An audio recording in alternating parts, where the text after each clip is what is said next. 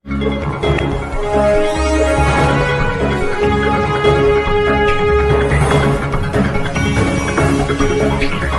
हमारे साथ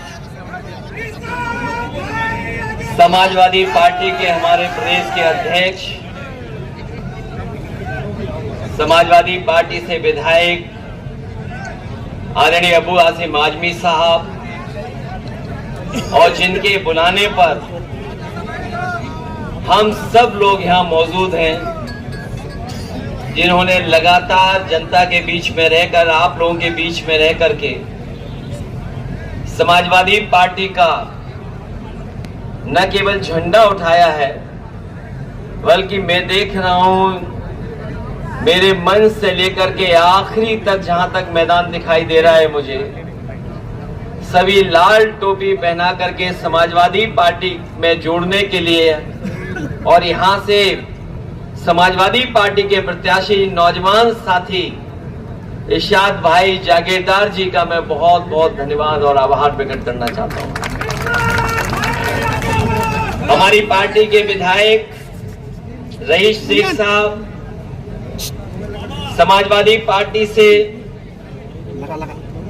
सांसद इकरा हसन जी, विधायक नाहिद हसन जी, मंच पर उपस्थित कैलाश भाऊ जी, नरेंद्र भाऊ, महेंद्र दादा सिरसाठ, गुड्डू भाई काकर, अकील अंसारी जी, जया ताई, अमिन पटेल जी, तेजस राण सिंह, उमेश माहेले से लेकर के मैं देख रहा हूं इस सभा में बड़ी संख्या में हमारे बुजुर्ग, बड़ी संख्या में समाजवादी पार्टी के कार्यकर्ता, हमारी माताएं, बहनें, नौजवान साथी और पत्रकार बंधुओं, मैं आज धुलिया में आकर के आप सबके बीच में आकर के बहुत प्रसन्न हूं, बहुत खुश हूं।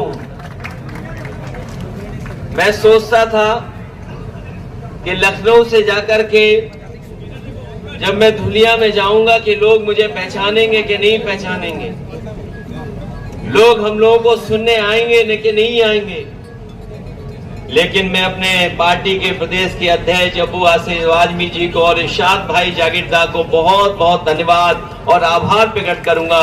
और लग रहा है कि उत्तर प्रदेश की तरह धुलिया में भी समाजवादी पार्टी हमें दिखाई दे रही है। आज जब मैं सुबह निकला हूं, सबसे पहले आपकी और आसपास की कई जिलों की जिनकी जगह पर जाकर के लोग अपनी कामना करते हैं, देवी के दर्शन कर करके अपनी इच्छा को पूरी करने की कामना करते हैं, एक वीरा देवी के मंदिर में भी जाने का मुझे मौका मिला है। जहां मैं एक वीरा देवी मंदिर में गया हूं, वहीं मुझे हाजिरी देने का भी मौका मिला है। दाता सरकार में जाकर के मुझे हाजिरी देने का भी मौका मिला है। मैं आप सबका बहुत आभारी हूं कि भारत की जो हमारी संस्कृति रही है, जो हमारी समाज की पहचान रही है, जो हमारे देश की पहचान है, कि चाहे हम अलग अलग धर्म के रहने वाले लोग हों, लेकिन हमारे देश की और समाज की यही खूबसूरती है कि चाहे हम किसी धर्म के बने रहें, लेकिन सब हम मिलकर के रहते हैं। न केवल आज हम मिलकर के रह रहे हैं, हजारों हजार सालों से हम मिलकर के रह रहे हैं। और दुनिया में जो हमारे देश की सबसे बड़ी पहचान है, वो हमारे देश की यही पहचान है कि कोई भी भारत आया होगा, भारत ने उसे अपना लिया और भारत को अपना करके वो अपना हो गया। इसीलिए ये धरती वो है, न जाने कितने धर्मों को यहाँ पर रहने का मौका दिया है। न केवल धर्म मिलकर के रह रहे हैं, बल्कि इसी धरती में बहुत सारे धर्म बनकर के आज समाज को जोड़ने का काम कर रहे हैं। जहाँ हमारे समाज की ये पहचान है कि हम भाईचारे के साथ रह रहे हैं। और हमारे साथियों ने, जिस किसी ने भी इतिहास पढ़ा होगा और जो कोई भी कभी ये पढ़ते होंगे कि जब हमारे देश के स्वामी विवेकानंद जी जब अमेरिका गए और अमेरिका जाकर के जब उन्हें भाषण देने का मौका मिला तो उन्होंने कहा कि मैं उस धरती से आया हूं जो धरती सबको स्वीकार कर लेती है, न केवल स्वीकार करती है बल्कि वो धरती है जिसके जहां पर सबसे ज्यादा टॉलरेंस है, एक्सेप्टेंस है कि जहां कोई आया उसे अपना बना करके दे दिया। लेकिन आज जब हम माहौल देखते हैं तो भारतीय जनता पार्टी के लोग हमारे और आपके बीच में नफरत फैलाने का काम करते हैं। ये नफरत फैलाने वालों को यहां से संदेश हमारे इरशाद भाई ने बहुत सफाई से दे दिया है। समाजवादियों ने बहुत सफाई से यहां पर एक संदेश भेजने का काम किया है। जिस प्रदेश से हम लोग आते हैं वहां पर बुलडोजर से डराने का काम करते हैं, बुलडोजर से डराने का काम।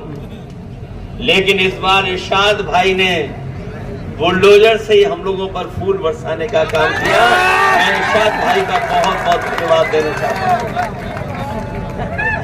मैं उनसे कहूंगा कि जो बुलडोजर लेकर के लोगों को डरा रहे हैं, कम से कम धुले के लोगों की दिल की आवाज सुनने के यहाँ के लोग अपने बुलडोजर पे फूल लेकर के फूल से एक दूसरे को जोड़ करके स्वागत करने का काम करते हैं। न केवल हम लोगों को फूल से स्वागत किया है बल्कि महाराष्ट्र की जो पहचान है वो हमारे सर पे फेटा पहना करके जो सम्मान किया है उसको हम समाजवादी लोग कभी भूल नहीं सकते। हम लोग कभी भूल नहीं सकते। हम आपको भरोसा दिलाने आए हैं कि ये चुनाव जो होने जा रहा है ये महाराष्ट्र का ऐतिहासिक चुनाव होने जा रहा है। हमारे बहुत सारे लोग जो यहाँ मौजूद होंगे उन्होंने देखा होंगे, न जाने कितने चुनाव देखे होंगे, लेकिन इतने दलों के साथ, इतने बड़े गठबंधनों के साथ कभी चुनाव नहीं देखा होगा। इसलिए जहां ये महाराष्ट्र का चुनाव है वहीं देश का एक ऐसा चुनाव है जहां पर ऐतिहासिक फैसले से न केवल महाराष्ट्र की राजनीति बदलेगी बल्कि देश की राजनीति भी बदलने का काम करेगी। हम लोग देखते हैं कि जहां पर महाराष्ट्र में महायुति गठबंधन की सरकार चल रही है, ये महायुति गठबंधन की सरकार जरूर है लेकिन महाराष्ट्र की जनता को महा दुखी करने का काम इन्होंने किया है। इतना दुखी कभी लोग नहीं हुए होंगे जितना यह महायुति की सरकार ने महादुखी किया है। और जिन लोगों ने कभी आंकड़े पढ़े होंगे और आज की खबर सुनी होगी, हमारा देश गरीबी में तो है ही है बहुत पीछे, लेकिन भारतीय जनता पार्टी और इनके सहयोगी लोगों ने महाराष्ट्र को तो खोखला किया ही है, देश को भी खोखला कर दिया। और देश को इतना खोखला कर दिया है कि जब दुनिया में हमारे देश की गिनती होती है तो सोचिए हम लोग भुखमरी में दुनिया में अपना 5वां नंबर जो देशों का होता है उसमें सबसे आगे पाए जाते हैं। क्या कोई कल्पना कर सकता है?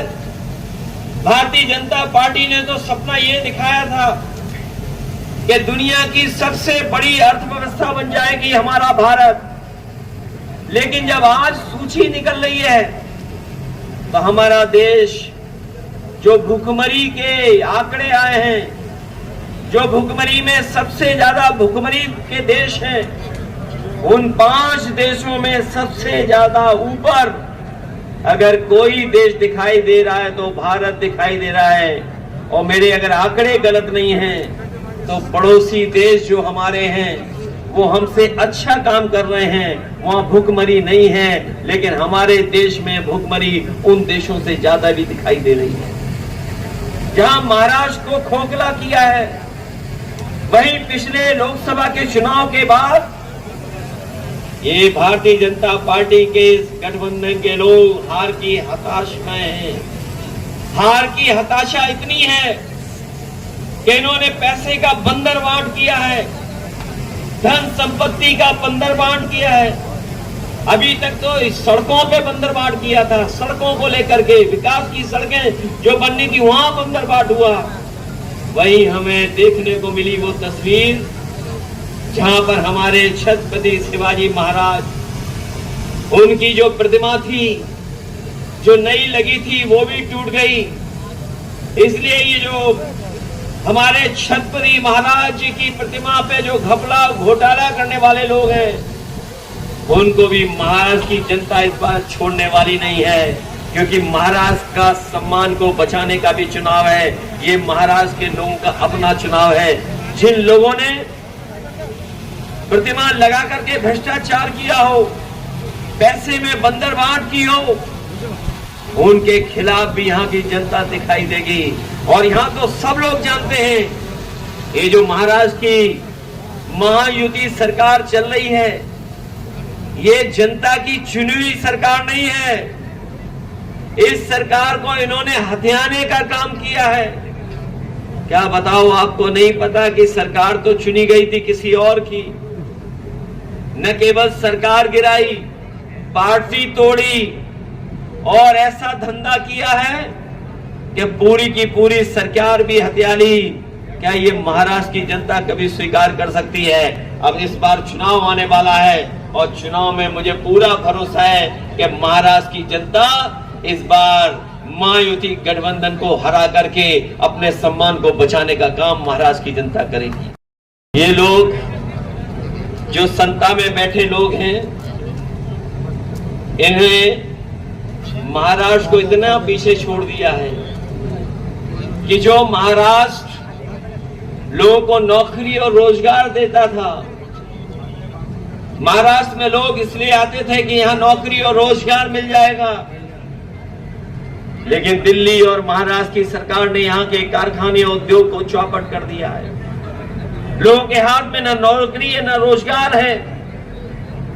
और महाराष्ट्र में लगने वाली इंडस्ट्री जो महाराष्ट्र में लग जाती, वो महाराष्ट्र में नहीं लगने दी, ये अपने गुजरात में लेकर के गए हैं। गुजरात का के जाकर के अपने प्रदेशों में कारखाने लगा रहे हैं। महाराष्ट्र के कारखाने जो महाराष्ट्र में लग जाते, वो महाराष्ट्र में नहीं लगे हैं, गुजरात में जाकर के लगे हैं। इसलिए मैं आपसे कहना चाहता हूं, इन बीजेपी वालों की, हमारे आम लोगों की रोजी रोटी पर बुरी नजर रख रहे हैं। और जो बुरी नजर रखते हैं उनके खिलाफ जनता लड़ने का काम करती है, जनता हटाने का काम करती है। हम लोग उत्तर प्रदेश जहां से आए हैं, हम लोगों ने इन्हें देखा है कि किस तरीके से ये लोग वादे करते थे। याद होगा, इन्होंने अच्छे दिन का वादा किया था, लेकिन सत्ता में आए तो इससे ज्यादा बुरे दिन हमने और आपने नहीं देखे। जब बेरोजगारी बढ़ गई, महंगाई बढ़ गई, इन्होंने कारखाने बेच दिए, बैंकों का पैसा डुबा दिया। और एक ऐसा भी समय देश ने देखा कि जब लोगों के अपनी कमाई के पैसे जो उनके पास रखे थे, वो रुपया बंद कर दिए, बैंकों से नोटबंदी कर दी। जो लोगों ने अपनी मेहनत से कमाया था, नोटबंदी का परिणाम ये हुआ कि हमारे कारखाने बंद हो गए, उद्योग खत्म हो गए। और नोटबंदी का परिणाम ये हुआ कि आज महंगाई हो गई है। इसलिए हम आपसे निवेदन और अपील करने आए हैं कि हम लोगों ने उत्तर प्रदेश में तो इनका मुकाबला कर लिया है।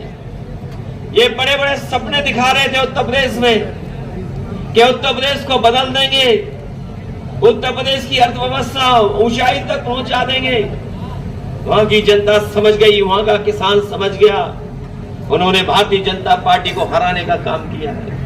हम जब देखते हैं कि महाराष्ट्र में जो हमारी आर्थिक राजधानी है, मुंबई जो आर्थिक राजधानी है, जहां पर सबसे ज्यादा उद्योगपति हैं, सबसे ज्यादा कारोबार करने वाले लोग रहते हैं, लेकिन उसके बावजूद भी जब हम देश के आंकड़े देखते हैं तो सबसे ज्यादा किसान और गांव में रहने वाला गरीब है, और सबसे ज्यादा किसान हमारा आत्महत्या कर रहा है।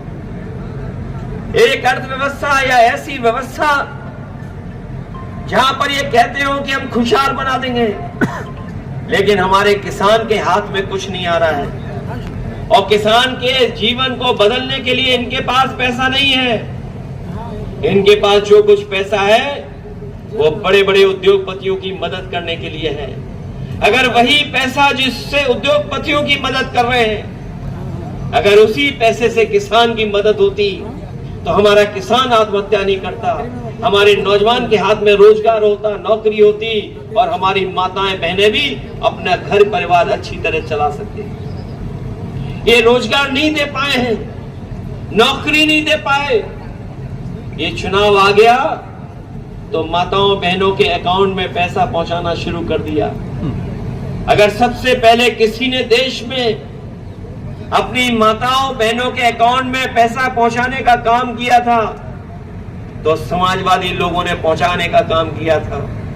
आज जो महाराष्ट्र हमारी माताओं बहनों के पैसे दे रही, मदद कर रही, उनकी इतनी मदद से काम चलने वाला नहीं है। जब महंगाई इतनी हो, हमारे पैसे की कीमत गिर गई हो, तो हमें उसका दोगुनी मदद करनी चाहिए, तभी जाकर के हमारी माताओं बहनों का थोड़ा सम्मान हो पाएगा। जहां इलाज को लेकर के इरशाद भाई ने कहा कि यहां पर इलाज नहीं है, मशीन सरकार नहीं लगा पा रही है, दवाई भी नहीं मिल पा रही, और जो सरकारी व्यवस्था होनी चाहिए थी इलाज को लेकर के आपके जिले में, वो भी नहीं है। लोगों को मजबूरी में बड़े बड़े शहरों में जाना पड़ता है, लोगों को मुंबई जाना पड़ता, नासिक जाना पड़ता और जिलों में जाकर के इलाज करना पड़ता है। हम आपको भरोसा दिलाते हैं, पढ़ाई के लेकर के, आपके रोजगार को लेकर के और आपके अस्पताल दवाई के इलाज को लेकर के जो भी इरशाद भाई काम करेंगे, हम उनका सहयोग और मदद करने का काम करेंगे, क्योंकि जब पढ़ाई होगी, इलाज सस्ता होगा, तो हमारा समाज को भी आगे बढ़ने का मौका मिलेगा। मैं आखिरी में इतना ही कहना चाहता हूं, महाराष्ट्र में हम लोग समय समय पर सीटें जीते हैं, समय समय पर हम लोगों ने सरकार चलाने में मदद करने का काम किया। मुझे याद है जब गठबंधन की सरकार बननी थी तो सभी दल अबू आसिम आजमी साहब को और हमारे विधायकों को ढूंढ रहे थे। उस समय भी अगर किसी ने सरकार बनाने में सहयोग करने का काम किया था, कांग्रेस, एनसीपी और शिवसेना की जो सरकार बनी थी, उसमें समाजवादी पार्टी ने पूरा का पूरा साथ देने का काम किया था। आज भी हम सेकुलर सरकार बनवाना चाहते हैं। जिस तरीके से हम लोगों ने और दलों को साथ लेकर के काम किया है, हमें पूरा भरोसा है कि जिस समय चुनाव होगा, इरशाद भाई जागीरदार हमारे यहाँ पर चुनाव लड़ेंगे और जीत करके जाकर के विधानसभा में काम करने का काम करेंगे। इसलिए इनकी मदद करिए, आप इनका सहयोग करिए। और इनका चुनाव चिन्ह तो इतना आसान है, साइकिल। डीजल पेट्रोल महंगा हो सकता है, लेकिन साइकिल को न डीजल की जरूरत है न पेट्रोल की जरूरत है, और साइकिल आम लोगों की सवारी है। इसे साइकिल को तो नहीं भूल जाएंगे आप। हमारे इरशाद भाई को हम लोग चुनाव लड़ाएंगे और जिता करके आप भेजना, हम उनके साथ खड़े होंगे। आप ये आपके सुख दुख में खड़े होंगे। जो कुछ भी हमें मदद करनी होगी, हम लोग इनकी मदद कर करके इनको आगे बढ़ाने का काम करेंगे। न केवल ये चुनाव आपका है, महाराष्ट्र का चुनाव देश की राजनीति को बदलने वाला चुनाव है। मैंने पहले भी कहा, ये ऐतिहासिक चुनाव है। इस चुनाव का परिणाम आएगा, बीजेपी हारेगी, सरकार यहां हटेगी, और जब महाराष्ट्र में सरकार हटेगी तो दिल्ली की भी सरकार हट जाएगी, और दिल्ली की सरकार हट जाएगी तो जो बुलडोजर लेके चलते हमारे मुख्यमंत्री, वो भी हट जाएंगे।